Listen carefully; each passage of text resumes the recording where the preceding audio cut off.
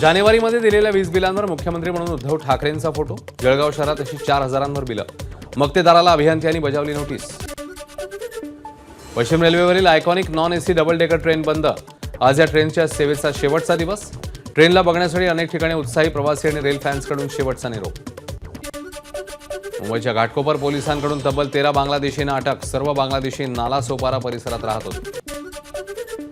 गेल्या काही महिन्यांपासून स्थिर असलेले तेलाचे दर वाढले. सोयाबीन दरात वाढ आणि केंद्र सरकारच्या 20% आयात शुल्कामुळे खाद्यतेलाच्या दरामध्ये 1 लिटर मागे 20 ते 25 रुपये वाढ. व्यापाऱ्यांची माहिती.